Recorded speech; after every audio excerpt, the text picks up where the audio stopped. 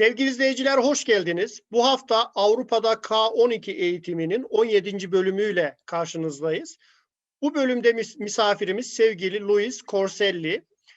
Sevgili CORSELLI ile Eurostat'ı konuşacağız. Sevgili Emine merhaba. Merhaba hocam, nasılsınız? Teşekkür ederim. Siz de iyisiniz.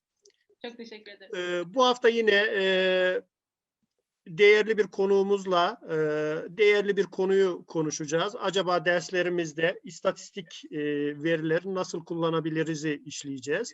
Ve Avrupa çapında oluşturulan bu havuzu sınıflarımıza, okullarımıza entegre etmeyi, öğrencilerimizi günlük hayatın içerisine katmayı nasıl başarabiliriz? Bunu konuşacağız.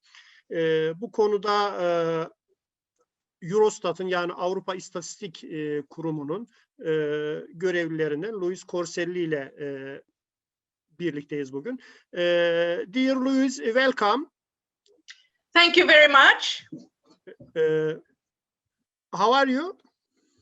I am fine, thank you. And I'm very excited to be able to share what we have to offer for schools and students at Eurostat. But first of all, I will start with a presentation about Eurostat, so you know who we are. Hocam çok mutluyum burada olduğum için. Öğrencilere Eurostat'ı anlatma fırsatı verdiğiniz için çok mutluyum dedi. Kendisinin bir sunumu varmış, onunla başlayacakmış.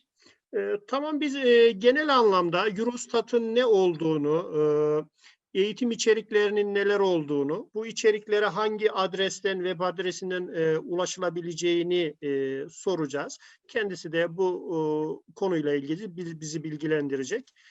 Söz sizde Emine Hocam.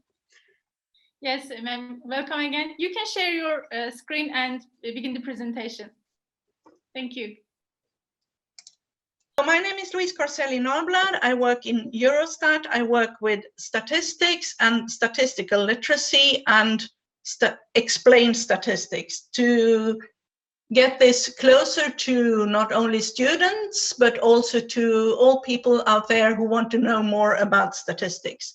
In today's presentation, I will first of all describe a little bit what Eurostat does, who we are, and then I will go to the website and show a little bit the education corner, which is for you, for students, and for teachers. Sure, thank you. Let me translate this part. Hocam kendisi Louise CORSELLI-NORDBLAD anlattı zaten. İstatistik kurumunda çalışıyor, Eurostat İstatistik Kurumu'nda. Ve hem büyüklere hem öğrencilere hem de öğretmenlere eğitim veriyor. İstatistik nasıl kullanılabilir diye. Hepsini de tanıtacak bize. Birazcık Eurostat'ın ne olduğundan da bahsedecek şimdi.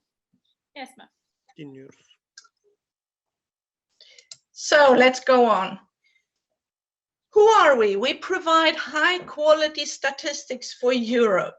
I mean, there is a jungle of figures out there that you might know. You see it in the media, you hear it on television, data and figures, and how should you know that you should trust it?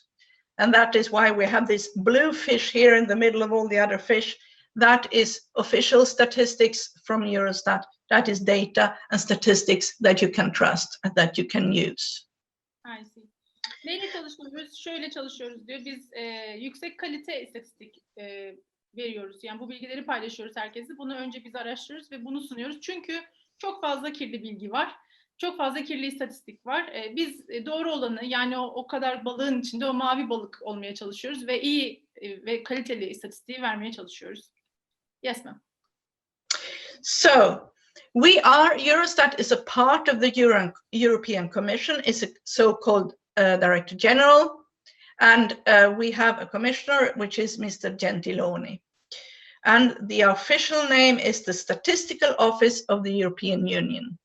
But we are not alone. We are in a network of the different national statistical offices in Europe who provides us with the data. I will talk more about that later.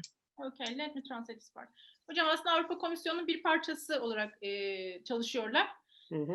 Ve tabii Avrupa Birliği'ne bağlı olarak çalışıyorlar ama esas gerçek ulusal ve uluslararası istatistik kurumu değiller. Oradan beslenen bir kurum ama gene de ofis yani resmi bir kurum diyebiliriz. Şimdi ESS'den bahsedeceğiz. Evet. Yes, ma'am. So, as I said, we are part of a network. It's Eurostat, and then the national statistical institutes in all the European Union member states, as well as the EFTA countries, Switzerland, Norway, Liechtenstein, and that's it. And also some other national authorities who also provide us with statistics. Biz Eurostat olarak istatistik tabii ki yapıyoruz ve buluyoruz ama genel olarak bütün ülkelerin, bütün Avrupa ülkelerinin bağlı olduğu bir istatistik kurumu da var. O genel istatistik kurumu. Onunla işbirliği içindeyiz. Aynı zamanda başka istatistik kurumlarından da bilgiler alıyoruz. Yani birkaç tane istatistik kurum var ama ana bir tane var. Bu da onların büyük bir parçası olarak duruyor Eurostat hocam. Anladım. Yes, ma'am. So, how does this partnership works? I mean, the role of the ESS, which is the European Statistical System, is that all the methodologies, concepts, and classifications of the statistics are harmonized, meaning that the statistics should show the same thing, that we compare the same thing when we have statistics from different countries. Because I will talk more about that later. That's the main aim, is to be able to compare statistics between the different countries. So the role is that the national statistical offices at the national level, they collect the data according to these harmonized concepts, so that they collect data which then afterwards can be compared between countries. What Eurostat does is that we get this collected data from the national statistical offices, we put it together, and then we produce the so-called European aggregates, meaning the total or the average of the different countries. And then we disseminate this data, we publish this data in our database and through many different other means that I will show you later on. I see. Let me translate this part. Hocam, Avrupa İstatistik Kurumu araştırmaların gerçeğini yapıyor. Burası ortak merkez gibi. Sonra ülkeler bazındaki istatistik kurumları var. Onlar da gene araştırmalarını yapıyorlar. Ama Eurostat ne yapıyor? Bu araştırmaları, bu ülkeler arasındaki farkları ortaya çıkarmak için, tam bir şey söyleyebilmek için, konuyla ilgili yaptıkları konu, araştırma yaptıkları konuyla ilgili bir şey söyleyebilmek için yayınları ve bunun yaygınlaştırmasını sağlama görevini üstleniyor.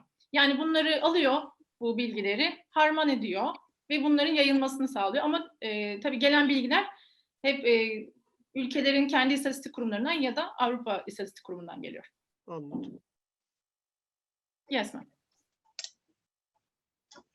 So, again, I wanted to emphasize, if we would compare only national statistics, we would get, as the picture showing different apples and pears, we would not be able to compare, let's say, the unemployment rate between different countries. But if we use European Eurostat statistics, then you are sure that the data is comparable.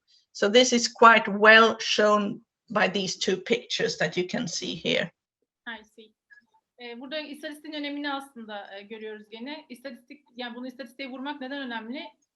Ülkeler bazında istatistik bilgilerini alırsanız ya da onların istatistiklerini uygulamaya çalışırsanız bir şu karışık meyve görüntüsü oluyor diyor. Ama eğer Avrupa'nın kendi istatistiklerini kullanırsanız karşımızda bu birbiriyle karşılaştırılabilir sonuçların oluşturulabileceği bir veri elde etmiş oluyorsunuz diyor. Yani yaptıkları çalışmaları en azından karşılaştırma şansı olabiliyor bu şekilde. Evet. Yes, ma'am.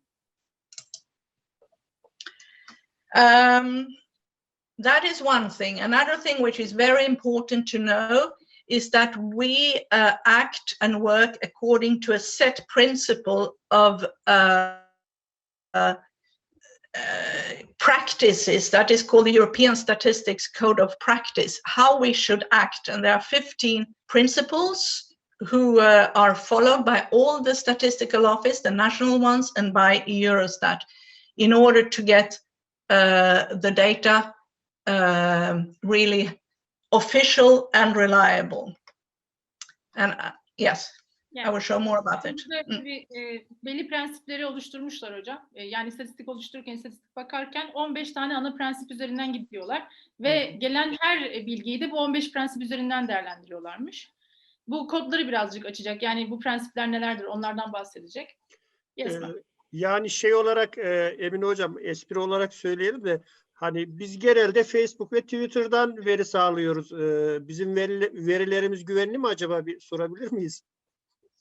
Okay, he's asking about, we normally learn things from Facebook or from Instagram. Do they apply these principles? Yeah, Facebook and Instagram. I will talk more about social media afterwards. We are very much present on social media, but of course only with our official statistics. And as I mentioned in the beginning, all the data out there, you remember the picture with the blue fish and all the orange fishes? Data you see needs to be reliable and comparable. Yes. Hocam cevap şu şekilde. Sosyal medya mı? Evet biz de varız orada ama gerçek istatistik bilgilerimizle oradayız diyor aydınlatma üzerine. Yoksa diyor o şeydeki o akvaryumdaki mavi balık olamayız diyor. Kesinlikle hocam. Yes. So I talked about principles, and I will not go through them all, but what is very important is that Eurostat and the National Statistical Office are independent. They do not belong to any party who want to show some specific results of the data. We are there, we show the results of the statistics, we are completely independent. And of course, we have a great commitment to quality, and again, independence and what we call impartiality. We do not belong to anyone. We are there, we show the facts. Hocam bu çok önemli bir konu dedi. Prensipleri tabii burada görüyoruz. Tek tek de bahsetmeye gerek yok tabii ki. Ama bu en önemli prensibimiz ya da en önemli özelliğimiz bağımsız olmamız. Herhangi bir ülke ya da herhangi bir parti, herhangi bir hükümet bizi değerlendirmeye kesinlikle dahil olamaz. Biz kesinlikle her şeyden bağımsız olarak çalışırız ki gerçeğe ulaşabilelim. Anladım. Diyor. Yes, ma'am.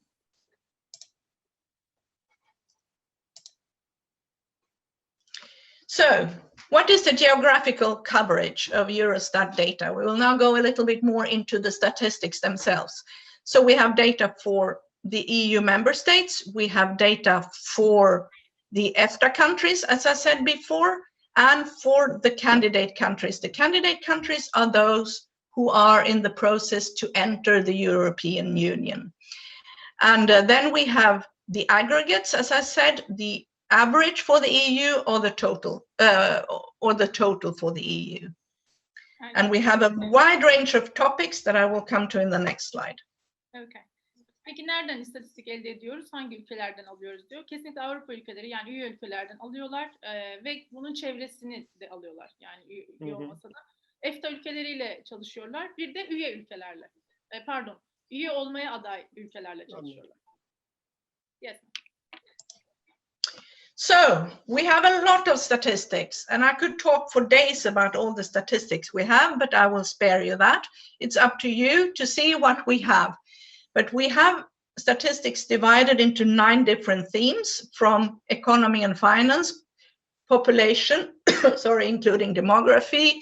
We have trade statistics, agriculture statistics, environment and energy, and tourist statistics. We have statistics on almost every part of society.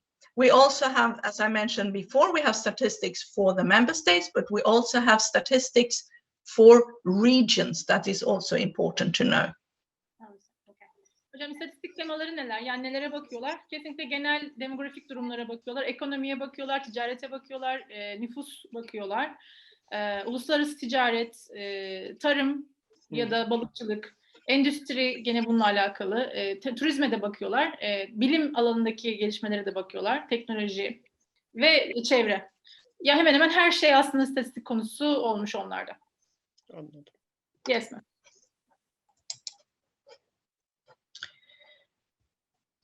But to produce these high quality statistics is what we have talked to until now. that's not enough. We can be there in a corner having a lot of great statistics, but if we do not get it out, it's not important. I mean, we need to be out there and we need to be visible and attractive. Peki diyor bu kadar yüksek kalite istatistiği biz topladık. Ama bunu diyor paylaşmak da gerekiyor. Görünebilir olmak bizim için çok önemli. Ve istediğimiz kişiler tarafından, istediğimiz grup tarafından görünebilmek çok önemli diyor. Yes, ma'am. Okay. So first of all, our first entry point, I would call it, is the Eurostat website. You can go and have a look for yourself. There you can find all the different products we have. We have news releases, we have shorter news items, we have a database, we have publications, etc., etc. It's also on the Eurostat database that you will find the education corner. Okay. Peki nereden bakabiliriz bu istatistiklere? Tabii ki Eurostat'ın kendi resmi web sitesinden. Burada yaptıkları bütün araştırmaları zaten yayınlama durumları var. Oradan istediğiniz araştırmaya ulaşabilirsiniz istatistiğe diyor. Bir de eğitimde nasıl kullanılabilir bölümü var. Bizi asıl ilgilendiren bölümüne gelmek üzereyiz hocam esasen. Tabii herkes istatistikle ilgili ama hani eğitimde nasıl kullanılabilir bu konu, sınıfa nasıl taşınabilir? Şimdi birazcık ona gireceğiz. Yes, ma'am. Another very important tool that we have, which of course is then available from the Eurostat website, is the Eurostat's online database. Also, that can take a whole day to describe. It has all the statistics that I talked about earlier on, from economy to social conditions, etc., etc. And that is then in a database which you can enter and from which you can extract data into Excel or whatever format you need. Bu online veri tabanının tamamı paylaşımda hocam. Diyor ki Excel ya da herhangi başka bir format, sizin bilgisayarınıza uygun bir format bulup bunu indirebiliyorsunuz. Yani kullanımına da izin var. Yani gerçek istatistik olduğu için indirmede, kullanmada da bir sakınca yok. O yüzden indirilebilir formda. Şimdi ben siteyi inceledim zaten ama bu konuda bir soru sormak istiyorum. İstatistiğin okullarda kullanılması niçin önemli? Yani çocuklar bunları kullanıp ne yapacaklar? Okay. He's been, going through the website and he has a question in mind. Why statistics is important for students? Why do you think? Why I think statistics are important for students? I think statistics are important for every person in society, for everyone, because statistics is the basis of our lives. I mean, it's not only about macroeconomic decisions on a high level, it's also about price changes. How does a cup of coffee, how does the price of a cup of coffee change? What is the unemployment rate? Which region should you live in order to get the job in case you're unemployed? You can find that out through statistics. I think statistics is a part of everyday life for everyone. And it's very, very important that you pick the right sort of figures, official ones, which are comparable, as I mentioned before, and that you use them in the right way, that you understand them. Okay. Neden önemli? Çünkü diyor hayatın kendisi aslında istatistikten oluşuyor diyor. Bunu makroekonomi olarak bakmayın diyor. Yani gittiğiniz kafeden bir kahve aldığınız zaman bile ufacık bir zam aldığını düşünün diyor. Onun diyor istatistiğini yapmak zorundasınız. Ne kadar arttığını anlamak zorundasınız. Gerçek kararlar almak istiyorsa eğer öğrenciler hayatlarıyla ilgili, nerede yaşayacaklarıyla ilgili, hangi işi yapacaklarıyla ilgili karşılaştırmalı istatistiğe ihtiyaçları var hayatlarında ki daha iyisine, daha kendilerine uygununa yönelebilsinler. Yani aslında seçim yapmak için kullanılır diyor istatistik. Doğruyu seçmek için. Çocuklara tabii hayatın içinde olmalarını istediğimiz için biz eğitimciler olarak. Bunu şöyle tamamlayabilirim ben belki. Şimdi öğrencilerimize uzak hedefler koyma veya koydurma konusunda biraz zayıfız. Yani ilkokuldaki, ortaokuldaki veya lisedeki bir öğrenci hangi üniversiteye gitmek istediğini veya hangi işi yapmak istediğini, buna bağlı olarak hangi bölüme gitmek istediğini aslında pek bilinçli olarak karar veremiyor. Dolayısıyla istatistiki verileri kullanarak, yani 20 yıl sonra kendini nerede görüyor veya hangi işi yapmak istiyor veya dünyadaki bu alandaki iş hacmi veya ne bileyim bununla uğraşan insanların yoğunluğu, işte yani birçok şeyi planlayabilir istatistiği kullanarak. Belki bu yayından sonra okullarımız, öğrencilerimiz bunu kullanarak daha detaylı, daha mükemmel bir gelecek planı oluşturabilirler kendilerini. Hem kendileri için hem ülkeleri için. Tabii ki, yani hem yerel, hem kendileri için, hem yerel bölgeler için, hem de ülkeleri için tabii ki. Evet, evet. Yes, yes ma'am.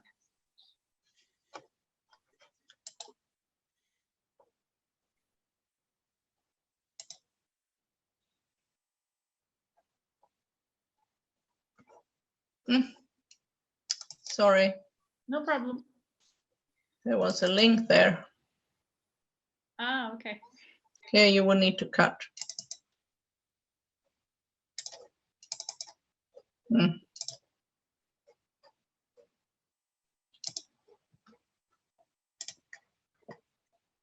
Do you see?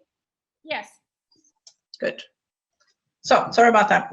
No problem. As I said, we are every day we are providing our users, our readers, and the public with different news. So we have what we call news items, or small news releases, really tailored to so that everyone can understand it. As you can see here from the titles, do you eat fruit and vegetables daily? Counting sheep, energy flows, etc., etc. So we really try to speak the language of people and try to promote our statistics in that way, showing new releases, showing new data, showing different indicators in an attractive way. Yeah.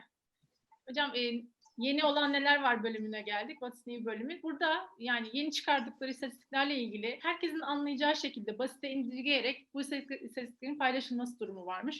Mesela işte günlük ne kadar sebze tüketiyorsunuz, işte koyun saymak gerçekten işe yarar mı falan gibi, hani böyle birazcık da ilgi çekici, insanların ilgisini çekici, okumalarını sağlayıcı istatistik bilgilerini de bu şekilde o yerden besleyerek devam ediyorlar. Sevgili Emine, burada şunu öğretmenleri aydınlatmak açısından soralım. Kaçıncı sınıftan itibaren veya kaçıncı yaştan itibaren öğrenciler bu istatistikleri kullanabilir? Yani bu hangi yaş grubuna hitap ediyor? Okay, he's asking about the students' age range of at what age should we begin giving statistics to students? What do you think?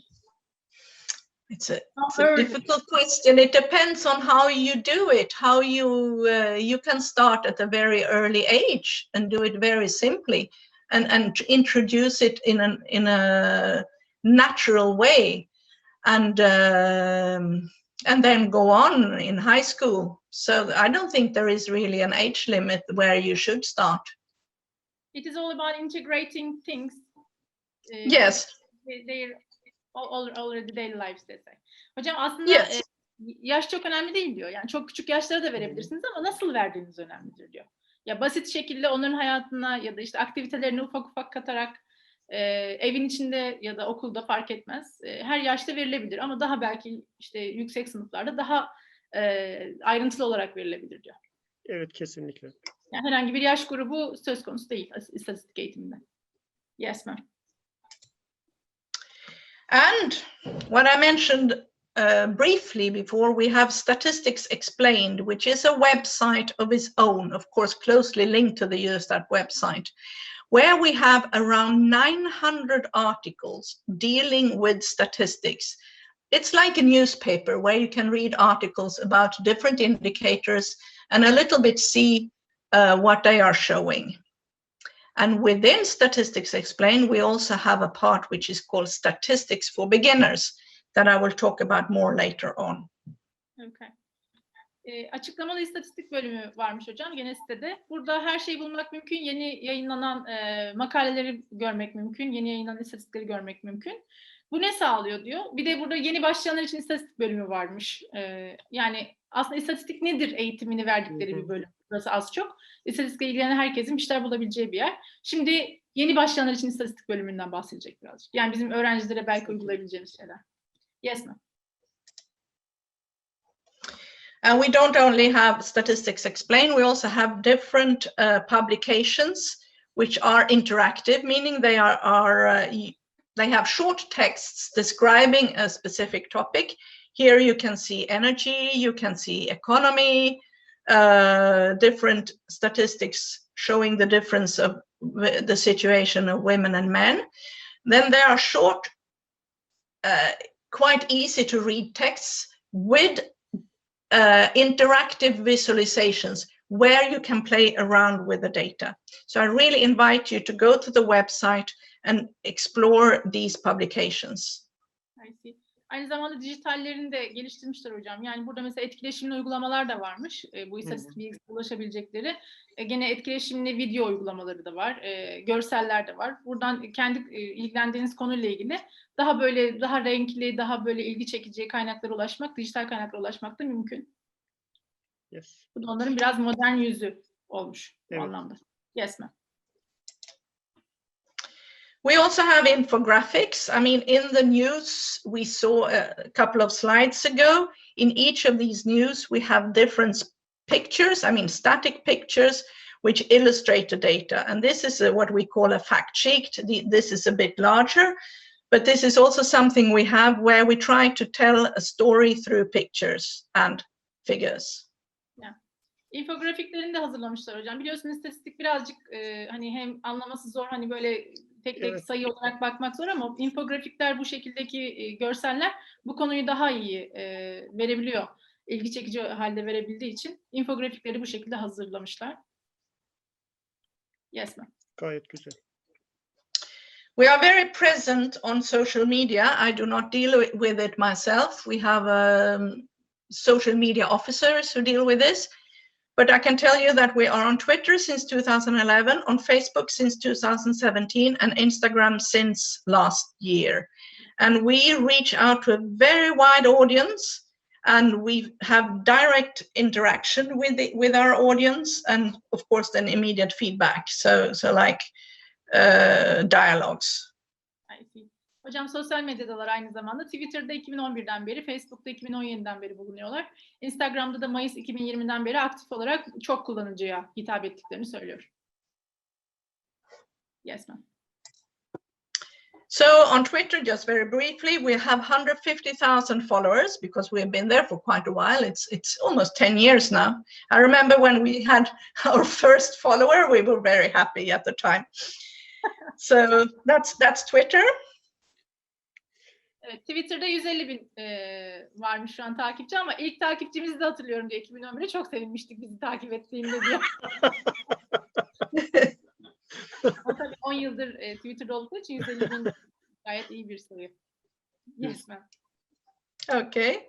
Facebook is a little bit more recent. We post a lot there, and we also have paid promotion. We have 50,000, more than 50,000 followers. Okay. Facebook'ta yine 50.000'den fazla ama orada daha çok videolar, daha çok görseller paylaşma imkanımız oluyor diyor. Facebook'u biraz daha aktif kullanıyorlar. Yes ma'am. And Instagram is new. Here we have only 68 followers, but I think in the last few weeks and months it has increased because we do a lot for Instagram and it's going very well. Instagram'da yeniler. Mayıs'tan beri demiştik ki öyle. Sadece 68 tane şu anda takipçileri varmış, ama ben bizim yayından sonra artacağını düşünüyorum bunu. Hocam ben şu an 69'uncuyu şey diyorum, yani telefonumu elime aldım. Okay, he is the 69th and I'm the 7th. Sorry. I am the 7th and he is the 69th now. Okay, very that's very good. Okay. So now we come to the education corner.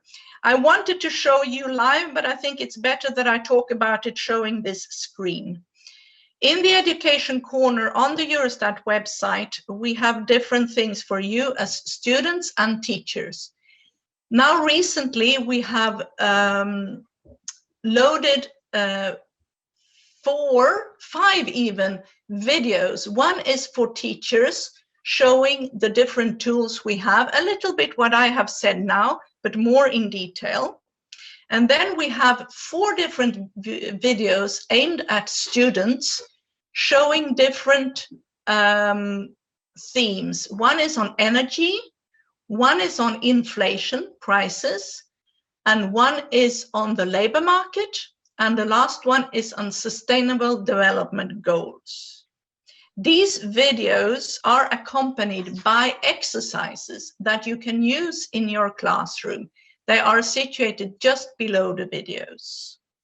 I don't know if you want to say something here, and then I can continue. Yeah. Hocam eğitim Education Corner bölümünden bahsetti. Şimdi eğitim bölümü, eğitim köşesindeyiz. Burada 5 tane ana video var. Bu 5 videonun bir tanesi tamamen öğretmenlere yönelik. Öğretmenler hangi uygulamaları kullanabilir, onlar ne yapabilirle alakalı.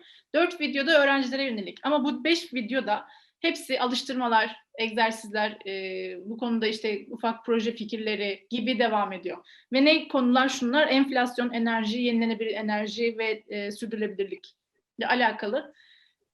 Biliyorsunuz zaten şeyde de var, Avrupa Birliği'nin şu anki ne diyelim amaçları arasında hepsi. Aslında ben şeyi soracaktım, enflasyon konusunu. Çünkü biz istatistik dediğimiz zaman aklımıza direkt enflasyon geliyor. Hani belki konumuz bittiği zaman sevgili Corselli'ye bir sorarız. Enflasyonu en basit haliyle nasıl anlatır? Okay. Söyleyeyim mi şimdi hocam, sonra mı sorayım? Söyleyin o. Okay, he says that he's very interested in inflation actually. Maybe after you finish what you will say, maybe you can tell us how we can explain inflation to our students in brief. I will try. Okay, I will just finish what I wanted to say, then I can try. Sure. Then what else we have on the education corner is links to the publications that I described earlier on, the interactive ones. Mm-hmm. We also have a link to Statistics for Beginners, a part of the website Statistics Explained, where you will find different articles dealing with population, with GDP, with inflation, with trade, government statistics, and explaining these statistics in an easy way, showing illustrations, videos, and examples. We also have a glossary for some of the statistical expressions and tools we have. I mean, what is seasonal adjustment, for example? What is an index? What is the difference between mean and median, etc., etc.? What is a percentage point? All these things are described in Statistics for Beginners. I see. Hocam tabii burada eğitim köşesinin bir parçası olarak Statistics for Beginners'ı da görüyoruz. Burada linkler var.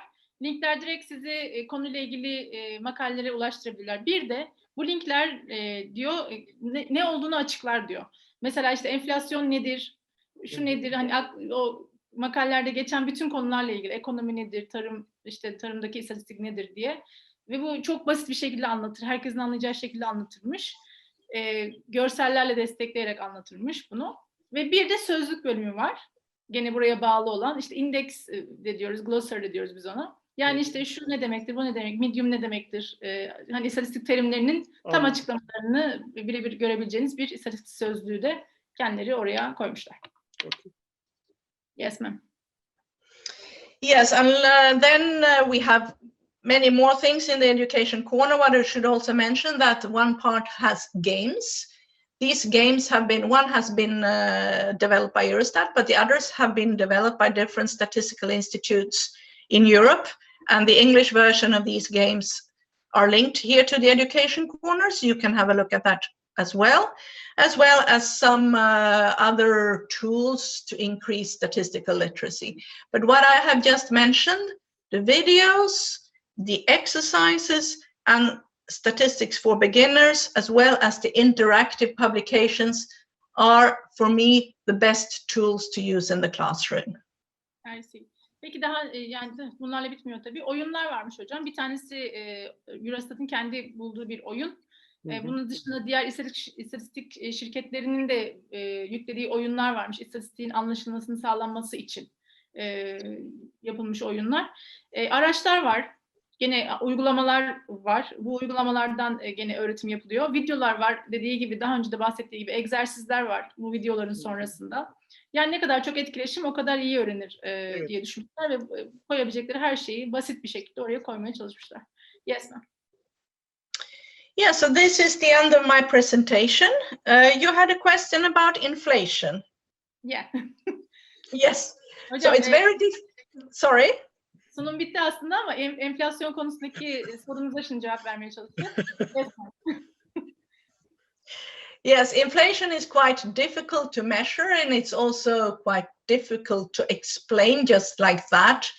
What I would propose that you do is that you go to Statistics for Beginners and read the article on inflation and look at a small video which describes how we can get one index on inflation per country or per product. But what I will say, just so you get a flavor of it, each country which measures inflation, which are all the countries in the European statistical system, they have a basket of goods and services, which is exactly regulated what should be in and what should be out.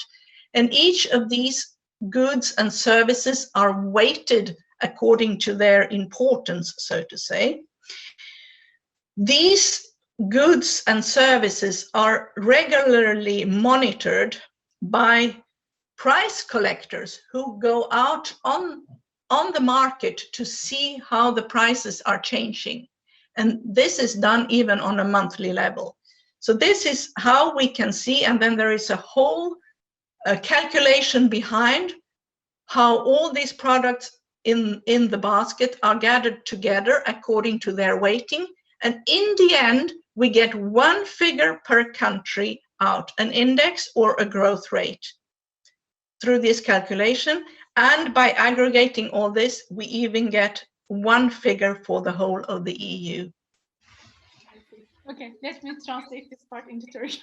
Yes, I'm sorry if it was complicated. No problem, no problem. Evet hocam, enflasyon sorusu şöyle cevaplandı. Aslında diyor enflasyonu anlatmak birazcık zordur. Enflasyon biraz karışık bir konudur ama basit olarak nasıl verilebilir? Şöyle verilebilir. Mantık şu, her ülke mutlaka bir sepet oluşturur. Bu sepetin içine koyulması gereken eşyalar ya da hizmetleri koyar. Yani herkesin ulaşmasını sağlanması gereken hizmetleri. Ve bunların ağırlıkları, yani insanların hayatları üzerindeki ya da ekonomideki ağırlıkları önce hesaplanır. Sonra diyor bunların aylık ne kadar artışa maruz kaldığı denetlenir fiyat denetçileri tarafından. Bunlar diyor ayrıştırılır ve ortaya bir şeyin ne kadar zam aldığı ya da almadığı, enflasyon olup olmadığı bu şekilde denetlenir diyor. Yani aylık uygulamalarla, tek tek o eşyaların kontrolüyle. Böyle açıklamaya çalıştım. Anladım. Okey. Yani bir ev hanımı için teknik bir açıklama oldu ama okey. Bence yeterince basit hocam. Ben bile anladım yani. Tamam. Başka sorumuz var mı hocam? Bildiğim kadarıyla. Başka bir sorumuz yok. Sevgili Cornelli'nin bir söyleyeceği varsa alabiliriz. Daha sonra programımızı kapatabiliriz. Okay. There are no questions left. You want to say something else? No? I'm fine.